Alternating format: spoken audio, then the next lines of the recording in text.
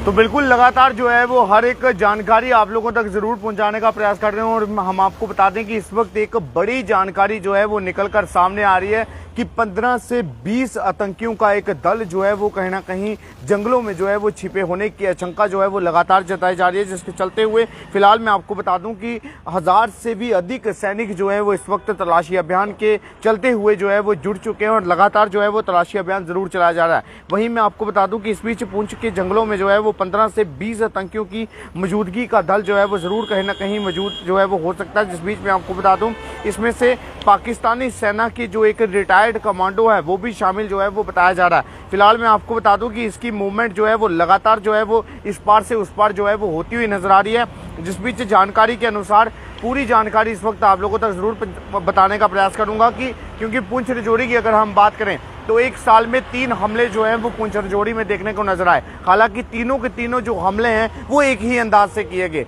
फिलहाल पूरी जानकारी विस्तार से आप लोगों तक रखने का प्रयास करूंगा। आपको बता दूं कि जानकारी के अनुसार 20 अप्रैल 2023 की अगर हम बात करें तो 20 अप्रैल 2023 को जो है वो पहला हमला जो है वो कहीं ना कहीं देखने को नजर आया था। फिलहाल मैं आपको बता दूं कि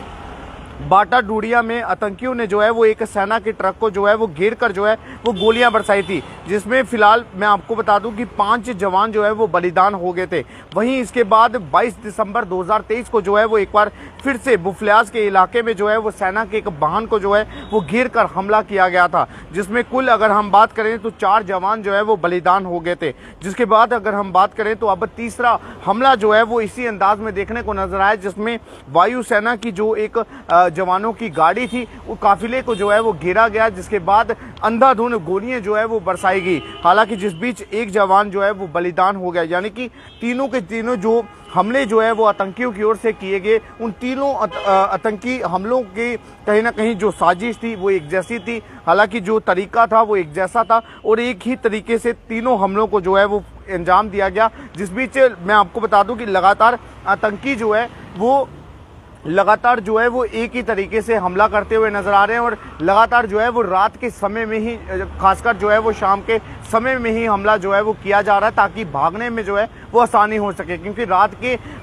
गुप्त अंधेरे में जो है वो कहीं ना कहीं सेना को जो है वो काफ़ी ज़्यादा परेशानियां जो है वो आती हैं जंगलों में आतंकियों को सर्च करने के लिए, जिस बीच आतंकी जो है वो इन सब चीज़ों का लगातार जो है वो फ़ायदा उठाते हुए नजर आ रहे हैं। वहीं मैं आपको बता दूं कि पुंछ में सेना वाहनों को निशाना बनाकर हमला करने की रणनीति जो है वो एक जैसी ही लगातार जो है वो अपनाई जा रही है और आतंकी हमले करने के लिए जो है वो शाम का वक्त ही जो है वो चुना जाता है, यानी कि जिस प्रकार से पूरी जानकारी अभी आप लोगों तक रखने का प्रयास किया। वहीं मैं आपको बता दूं कि जम्मू कश्मीर के पूर्व डीजीपी एसपी वैद की अगर हम बात करें तो उनके हवाले से कहा गया है कि लगातार हमले होने की खुफिया तंत्र में कहीं ना कहीं जो है वो कमी दिखाई दे रही है, यानी कि जो एक खुफिया एजेंसी है उसकी कहीं ना कहीं कमियां हैं, जो आतंकियों के ठिकानों का या फिर आतंकियों के हमले करने की जो प्री प्लानिंग है उसका पता नहीं लगाया जा सक रहा। फिलहाल मैं आपको बता दूं वो साफ तौर पर ये कह रहे हैं कि चूक तो हो रही है, क्योंकि हम आतंकियों की मौजूदगी का पता जो है वो नहीं लगा पा रहे हैं और आतंकियों के खिलाफ कार्रवाई करने के लिए खुफिया तंत्र को जो है वो सक्रिय होना पड़ेगा, यानी कि जो खुफिया